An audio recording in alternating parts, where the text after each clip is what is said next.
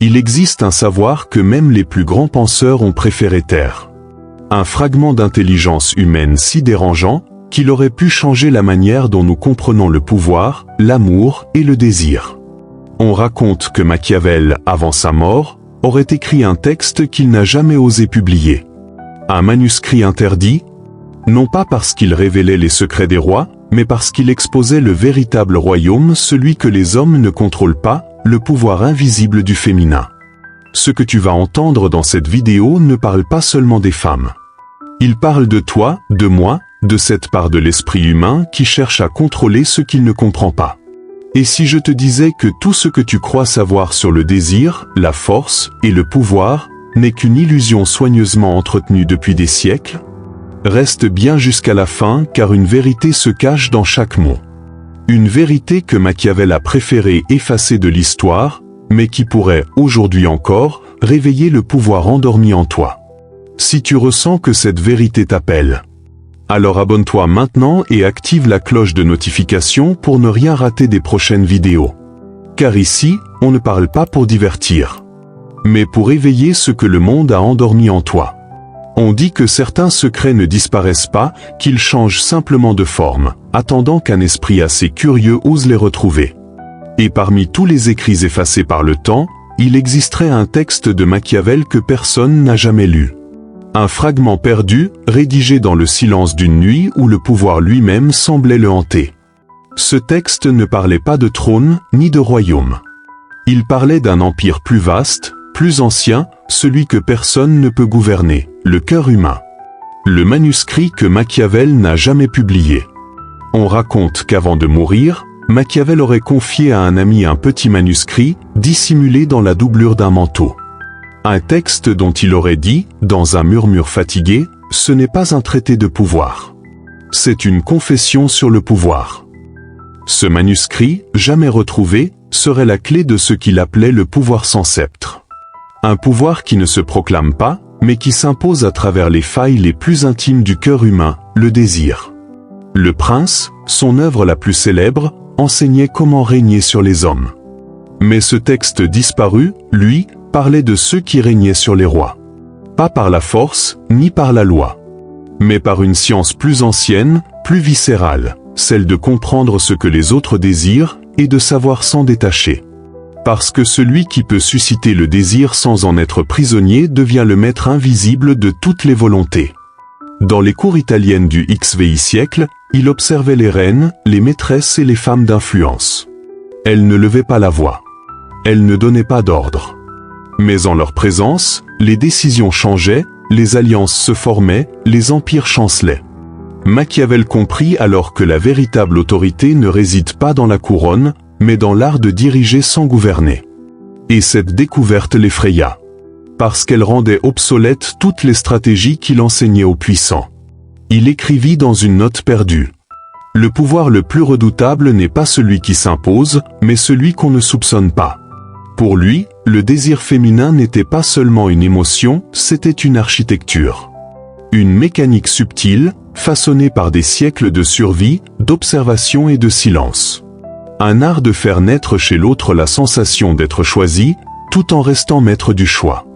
Un jeu où la dépendance change de camp sans qu'aucune guerre n'éclate. Où l'homme croit conquérir, alors qu'il est doucement conquis. Machiavel observait les regards, les silences, les gestes qui n'avaient rien de fortuit. Ce n'était pas de la magie, ni de la manipulation. C'était de la stratégie instinctive.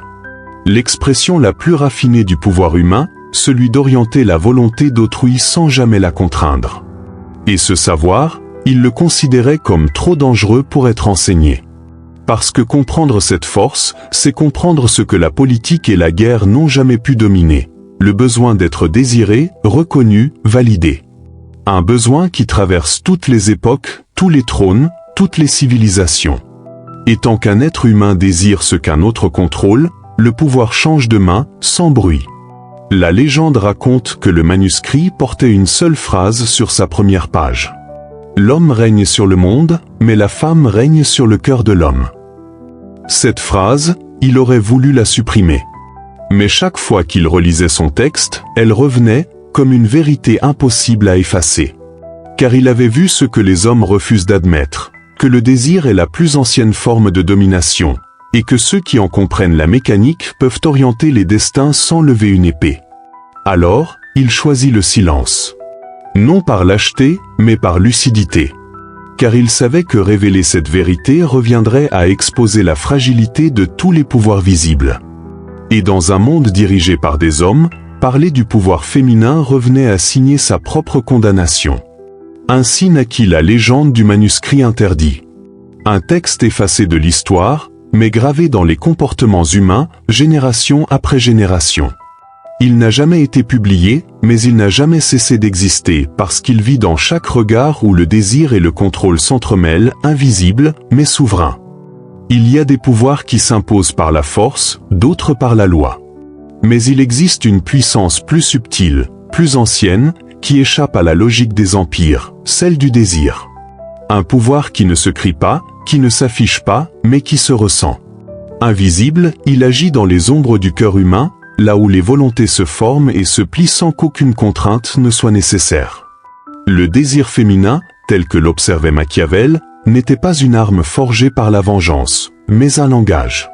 Un langage sans mots, où chaque silence, chaque absence, chaque regard devient une phrase entière. Les femmes de la Renaissance le maîtrisaient instinctivement, elles n'avaient pas besoin de s'élever au pouvoir pour influencer. Leur empire n'avait pas de frontières. Il s'étendait dans les consciences, dans la mémoire, dans l'imaginaire de ceux qui les approchaient. Les femmes ne commandent pas, elles font que les hommes se commandent eux-mêmes. Cette phrase de Machiavel n'était pas une métaphore. C'était une constatation froide, presque scientifique. L'homme croit agir par sa volonté, mais souvent, il ne fait que répondre à une force plus ancienne que la raison, le besoin d'être voulu. Et c'est ce besoin, si habilement éveillé, qui devient la racine de toutes les dominations. Ce pouvoir silencieux ne s'exerce pas par la contrainte, mais par la résonance. Une présence qui ne demande rien, mais qui attire tout. Une douceur qui fait plier sans blesser. Une énergie qui n'a pas besoin de mots pour être comprise, parce qu'elle parle le langage universel du manque. Là où l'homme conquiert pour combler, la femme inspire pour révéler. On dit que dans certaines cours italiennes, un simple sourire pouvait changer le cours d'une guerre. Une lettre parfumée suffisait à détourner une alliance. Une promesse implicite, jamais tenue, suffisait à maintenir des années de loyauté. Et pendant que les hommes s'épuisaient à conquérir des royaumes, les femmes gouvernaient les conquérants eux-mêmes. Non pas par la ruse, mais par une compréhension instinctive de la nature humaine, le désir est le feu le plus facile à allumer et le plus difficile à éteindre. Le pouvoir du désir ne s'enseigne pas. Il se dégage. Il naît de la maîtrise de soi, de cette stabilité intérieure qui rend l'autre curieux, désarmé, intrigué. Une femme qui ne cherche pas à plaire attire plus que 1000 qui cherchent à séduire. Parce que l'énergie du manque se ressent et que celui qui n'en dégage pas devient magnétique. Ce paradoxe, les philosophes l'ont résumé ainsi. Celui qui ne cherche pas à posséder finit toujours par attirer.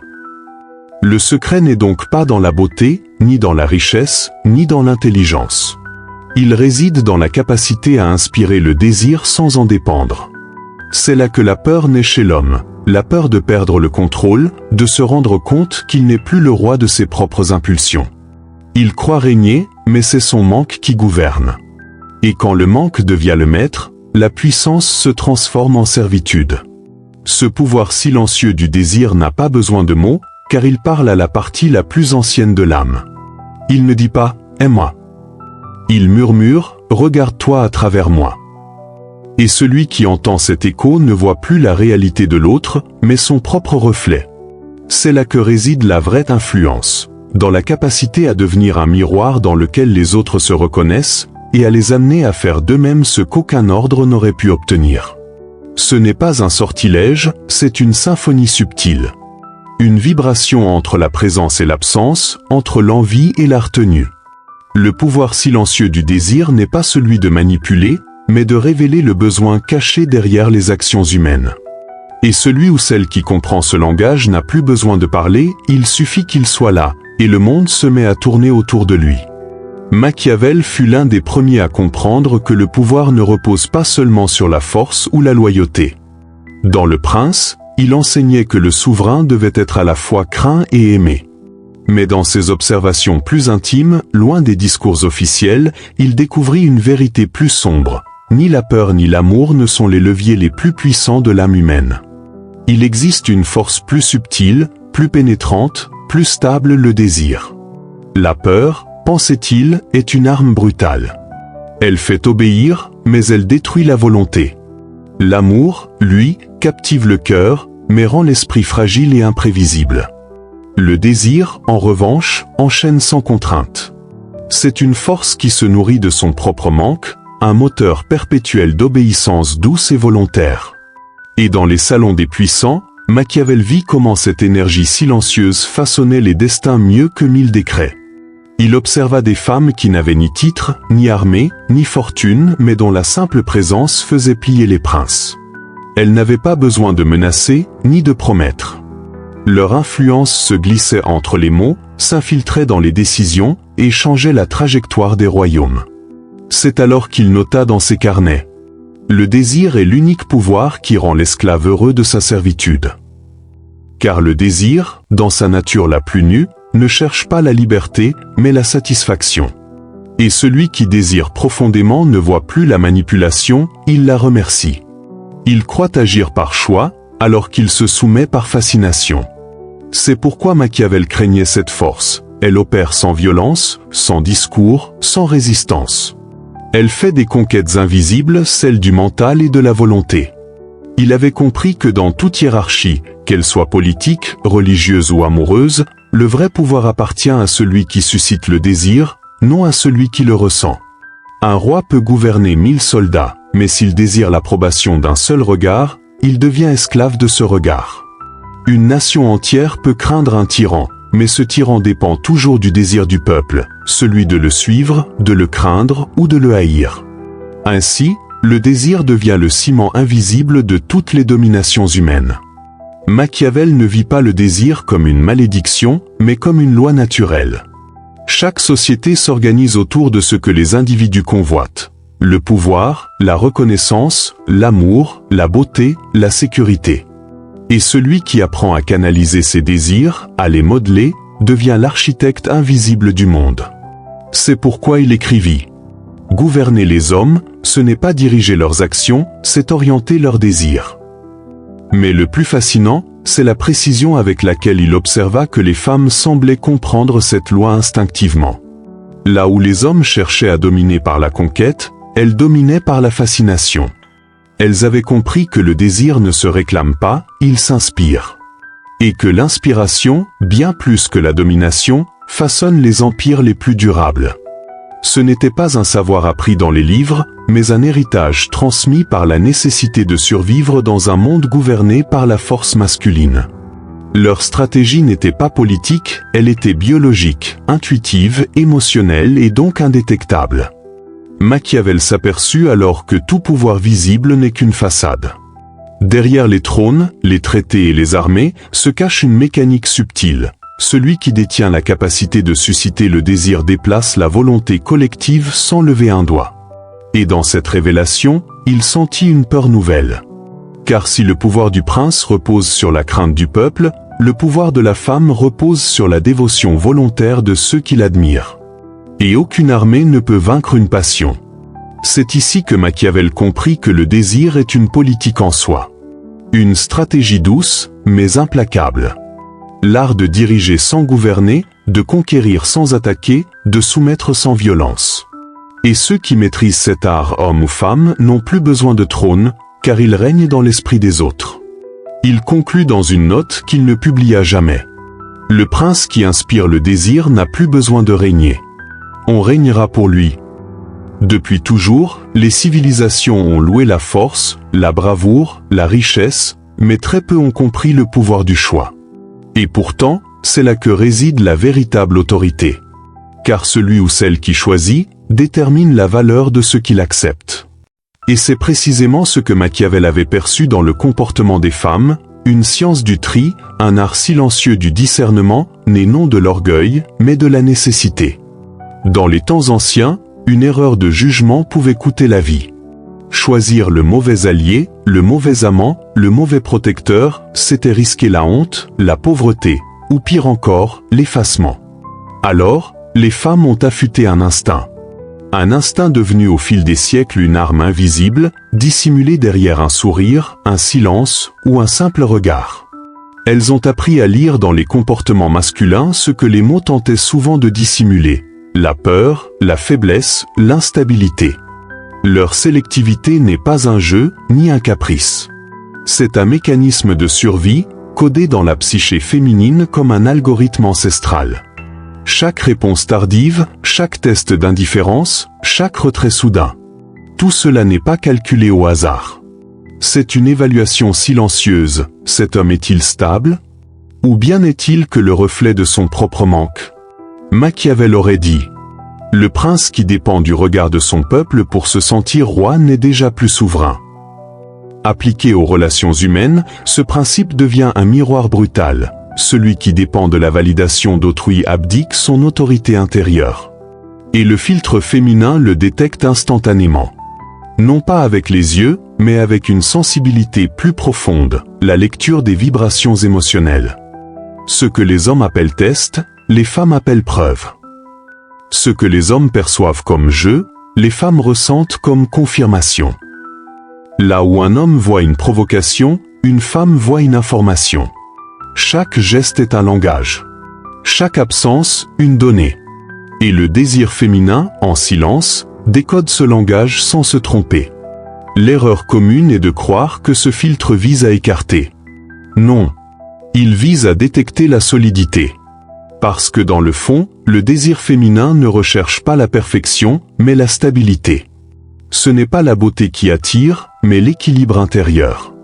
La maîtrise de soi. L'homme capable de rester entier face au silence, face à l'indifférence, face à l'absence de validation. C'est lui qui passe le filtre. Car il incarne la rareté la plus précieuse dans un monde saturé d'émotions, la constance. Les sociétés modernes ont remplacé les duels par des conversations, les trônes par des écrans, mais le filtre est resté le même. Dans un message vu mais sans réponse, dans une attente délibérée, dans le décalage entre la demande et la réaction, le test persiste, ancien comme le monde. Et à chaque fois, il interroge la même chose: l'autre a-t-il besoin de moi pour exister? Si oui, le filtre s'active et la porte se ferme. Le paradoxe est cruel. Plus un homme cherche à prouver sa valeur, plus il la perd. Car la valeur ne se démontre pas, elle se perçoit. Et c'est cette perception que le filtre féminin mesure, la cohérence entre les paroles et la présence, entre le calme et l'action. Il n'y a pas de séduction sans tension, et pas de tension sans distance maîtrisée. Ainsi, à travers les siècles, ce filtre est devenu un instrument d'équilibre social. Une barrière invisible entre le chaos des désirs et l'ordre des émotions. Là où la force brute échoue, la patience observe. Là où l'impatience détruit, l'attente révèle. C'est pourquoi la sélectivité féminine n'est pas une barrière contre les hommes, mais un mécanisme de sélection du vrai pouvoir, celui de l'esprit centré. Le filtre invisible ne juge pas les mots, il évalue les nerfs. Il ne cherche pas la perfection, mais la cohérence. Il ne veut pas un roi, il veut un trône stable. Et c'est pour cela qu'il intimide tant, il expose sans violence ceux qui ne tiennent debout que grâce au regard des autres. Alors, la question de Machiavel résonne encore à travers le temps. Que devient ton pouvoir quand tu as besoin qu'on t'aime pour exister? Et dans ce simple écho se trouve la plus impitoyable des vérités: le désir ne couronne jamais ceux qui mendient, il couronne ceux qui peuvent régner seuls. Cette psychologie du besoin qui tue. Il y a dans le cœur humain une chambre secrète où naît le besoin. Ce n'est pas un espace bruyant, ni un cri, mais une fissure. Une fracture discrète dans le miroir de l'estime de soi, par où s'infiltre le doute, la peur de ne pas être assez, et le vide de ce qu'on n'a pas su combler seul. La plupart des hommes appellent cela amour.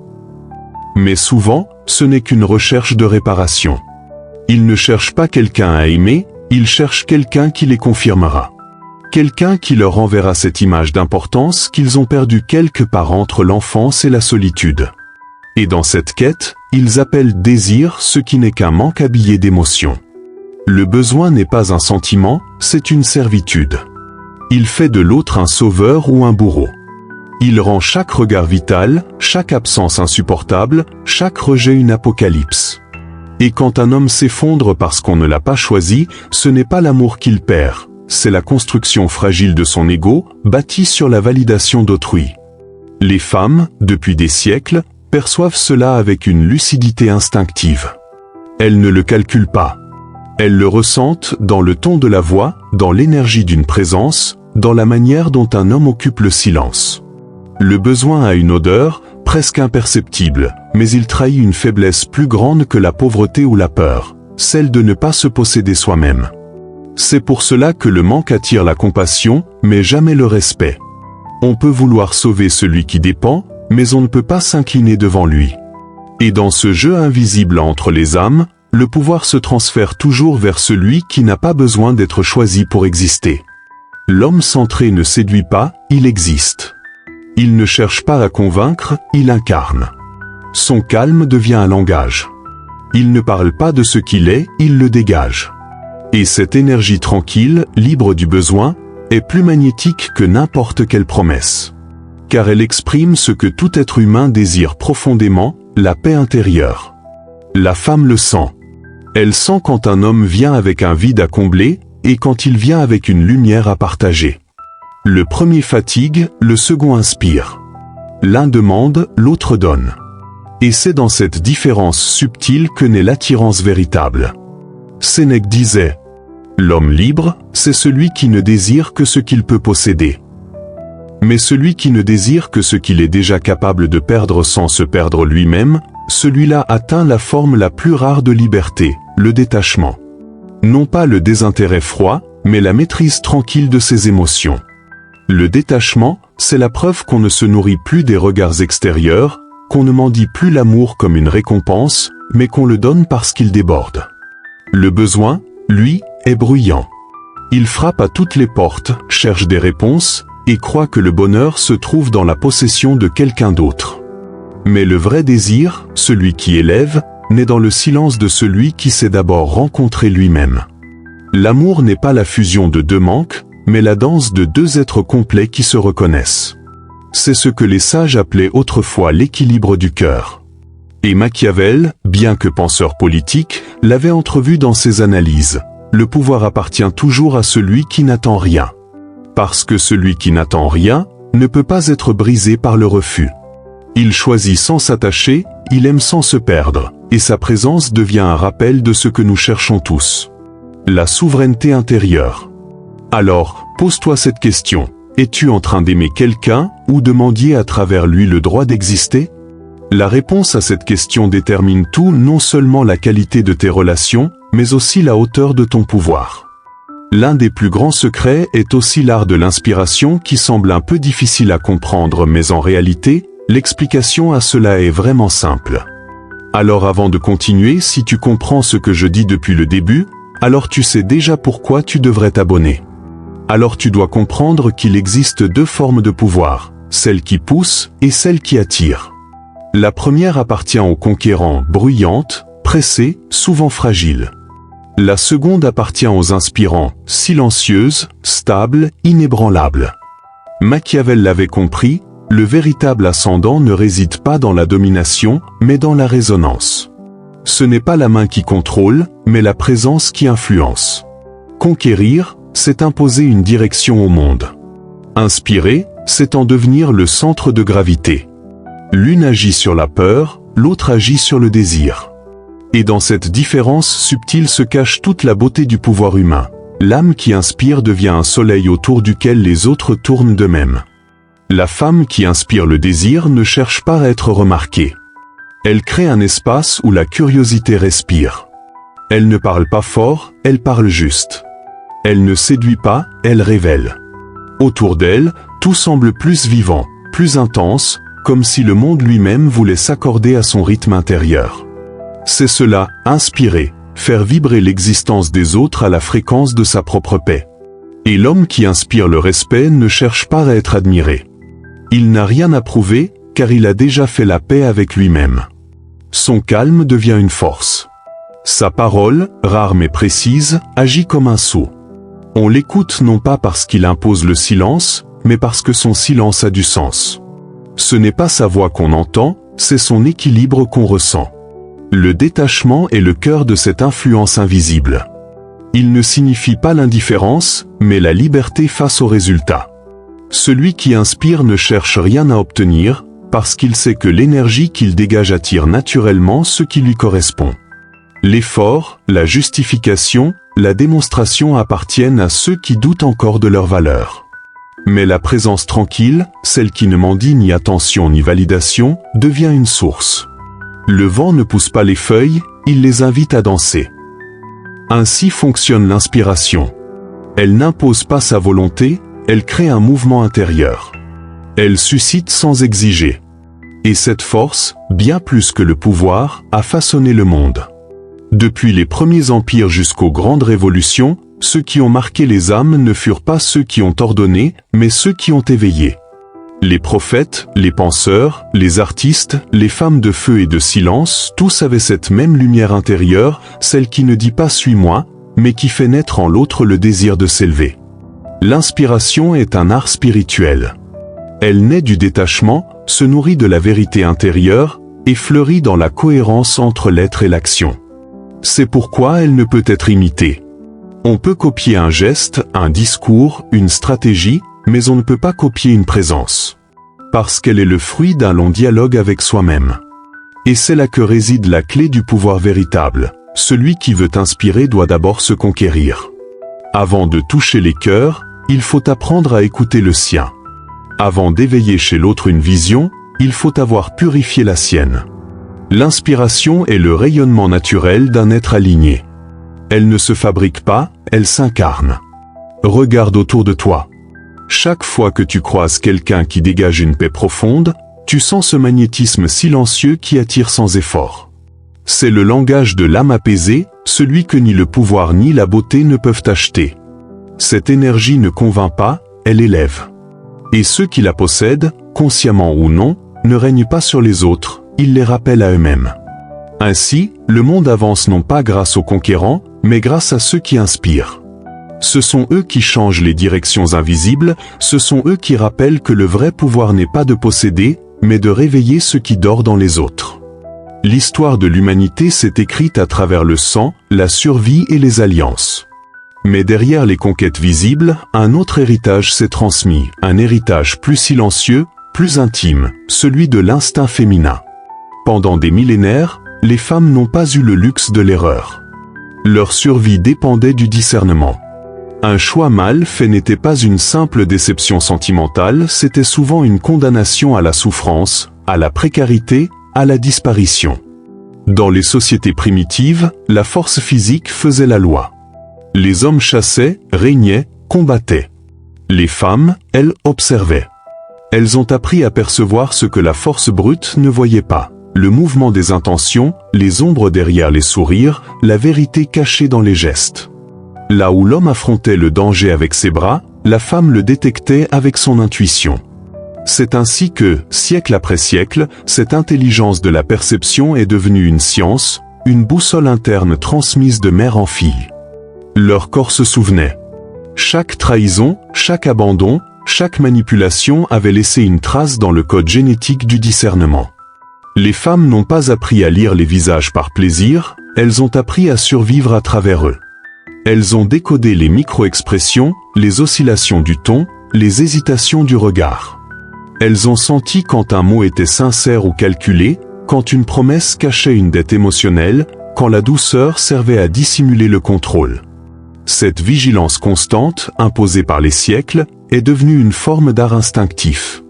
Et ce que l'on appelle aujourd'hui intuition féminine n'est pas un mystère spirituel, c'est une mémoire collective. Une bibliothèque d'expériences inscrite dans les fibres du subconscient. Une conscience du danger que la logique ne peut pas toujours expliquer, mais que le corps reconnaît avant même que l'esprit n'analyse. Machiavel, observateur du pouvoir, l'avait remarqué avec fascination. Il notait que certaines femmes semblaient anticiper les intentions avant qu'elles ne soient exprimées.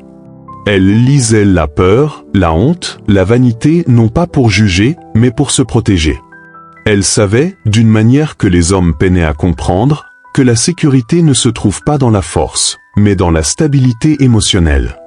C'est pourquoi, même dans les cours les plus hostiles, elle savait choisir avec une précision effrayante ceux qui pouvaient les élever ou les détruire. Et cet héritage n'a pas disparu. Il s'est simplement adapté. Dans le monde moderne, où les relations sont virtuelles, rapides, numériques, cet instinct continue de respirer sous d'autres formes. Il ne lit plus les gestes autour d'un feu, mais les incohérences dans un message, le ton d'une voix, la fréquence d'une attention. Il continue d'évaluer, de filtrer, de sentir ce que les mots essaient de cacher. Stabilité ou chaos? Confiance ou besoin? Vérité ou façade? Ce n'est pas une méfiance, c'est une lecture du réel. Une femme ne juge pas ce que tu dis, elle ressent d'où tu le dis. Elle perçoit la vibration derrière les mots, la tension entre la peur d'être rejeté et le calme de celui qui s'accepte. Car le corps ne ment jamais. Et dans cette vérité organique, millénaire, réside la plus ancienne des sagesses, celle du discernement instinctif. Ce pouvoir, affûté par la nécessité, est devenu un article. Un art que la modernité a tenté de rationaliser, de ridiculiser même, mais qu'aucune technologie, aucun savoir intellectuel ne pourra remplacer. Parce qu'il vient d'un lieu où la raison n'a pas encore posé ses lois. Le royaume de la sensation, de la mémoire du danger, de cette vigilance qui a protégé des générations entières. Alors, quand une femme hésite, se tait, observe, ce n'est pas de l'indécision. C'est l'instinct millénaire qui parle à travers elle. C'est la voix des mères, des grands-mères, de toutes celles qui ont survécu avant elle, en lisant l'âme des hommes avant qu'ils ne prononcent le moindre mot. Et même aujourd'hui, dans un monde d'égalité et de liberté, cet instinct demeure comme une empreinte invisible, un rappel que la sagesse la plus profonde ne vient pas toujours de la raison, mais du corps qui se souvient. La vérité est que le pouvoir véritable est de se suffire à soi-même. Il y a, au sommet de toute quête de pouvoir, une révélation que peu atteignent, non parce qu'elle est cachée, mais parce qu'elle est trop simple pour être crue. Machiavel l'avait pressenti, mais il ne l'a jamais écrite clairement. Car elle renversait toutes les lois qu'il avait établies, toutes les stratégies qu'il avait enseignées. Il avait compris que le véritable pouvoir n'est pas dans la domination, mais dans la suffisance. Et cette vérité, il la craignait, car elle détruisait les fondations même du contrôle humain. Celui qui cherche à dominer agit par peur. Il veut prouver, corriger, posséder, réparer quelque chose en lui qu'il ne comprend pas. Mais celui qui se suffit à lui-même n'a rien à défendre, rien à démontrer. Son autorité ne dépend pas du regard des autres, mais du calme intérieur qu'il cultive. C'est une forme de royauté silencieuse. Régner sur soi, c'est déjà régner sur tout. Le monde moderne valorise la conquête, la performance, l'ascension. Mais l'histoire n'appartient pas aux plus bruyants, elle appartient à ceux qui dégagent une force tranquille, ceux dont la simple présence fait plier l'espace sans qu'ils n'aient à parler. Ils ne cherchent pas à convaincre, ils incarnent. Ils n'imposent pas, ils inspirent. Parce que leur pouvoir ne naît pas du manque, mais de la plénitude. Le pouvoir revient toujours à ceux qui en ont le moins besoin. Cette phrase, Machiavel ne l'a jamais publiée, mais elle hante ses écrits cachés. Car elle est la clé de tout. Plus tu désires contrôler, plus tu révèles ton absence de contrôle. Plus tu veux plaire, plus tu montres que tu ignores ta propre valeur. Le pouvoir véritable est un état, non un acte. Une paix magnétique qui attire naturellement tout ce que les autres poursuivent avec acharnement. C'est cela, la connaissance interdite. Non pas une ruse féminine ou une stratégie politique, mais une loi universelle. Le monde obéit à ceux qui n'attendent plus rien de lui. Parce qu'ils ne dépendent pas de son approbation pour exister. Ils sont déjà entiers, déjà suffisants, déjà souverains. Leur énergie circule librement, sans tension, sans calcul. Et ce calme dérange, car il révèle à ceux qui doutent leur propre agitation. L'homme ou la femme qui atteint ce degré d'équilibre devient mystérieusement magnétique. Non pas par charisme, mais par cohérence. Leur intérieur et leur extérieur sont en paix. Ils ne cherchent pas à impressionner, mais à être vrais. Et cette vérité, nue et stable, est la plus rare des beautés. C'est elle qui attire, c'est elle qui guérit, c'est elle qui influence. Là où le conquérant cherche à contrôler le monde, le sage apprend à se gouverner lui-même. Et ce gouvernement intérieur crée un champ invisible d'ordre autour de lui. Les gens s'y sentent calmes, compris, guidés sans qu'il n'ait besoin de dire un mot. C'est l'effet naturel de la maîtrise, elle rayonne. Le désir, au fond, n'était pour Machiavel qu'un miroir. Il reflète ce que chacun croit manquer. Mais ceux qui apprennent à ne pas s'y perdre, ceux qui comprennent que le manque n'est qu'une illusion entretenue par l'ego, deviennent libres du jeu. Ils ne sont plus les pions du désir, mais les observateurs du mouvement. Ils ne cherchent plus à posséder, car ils ont compris que tout ce qu'ils cherchent existe déjà en eux. Et c'est là, dans cette conscience immobile, que réside le trône que nul ne peut renverser, la souveraineté intérieure. C'est le royaume invisible de ceux qui n'attendent plus que le monde les couronne. Leur pouvoir n'est pas visible, mais il se ressent. C'est le calme dans la tempête, la lumière qui ne cligne jamais, la certitude silencieuse de celui qui n'a plus besoin d'être aimé pour aimer, ni d'être suivi pour avancer. Car au bout de toute conquête, il reste cette vérité. Ceux qui cherchent à dominer finissent seuls, ceux qui se perdent dans le désir finissent vides, mais ceux qui se suffisent à eux-mêmes deviennent intouchables. Ils ne possèdent pas le monde, ils le transcendent. Et peut-être que c'est cela, la page manquante de Machiavel, le dernier secret qu'il n'a pas osé écrire, parce qu'il savait que s'il l'avait révélé, plus personne n'aurait voulu régner sur les autres, quand il aurait suffi d'apprendre à régner sur soi.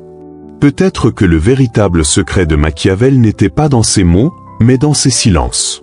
Peut-être avait-il compris que le pouvoir, le désir et la liberté ne s'opposent pas, ils se révèlent l'un dans l'autre. Le monde change, les empires s'effondrent, mais la nature humaine, elle, reste la même. Nous cherchons à dominer ce que nous ne comprenons pas, alors qu'il suffirait d'apprendre à se comprendre soi-même. Et si, au fond, la connaissance interdite dont il parlait n'était rien d'autre que le courage de se regarder en face, sans masque, sans besoin, sans peur?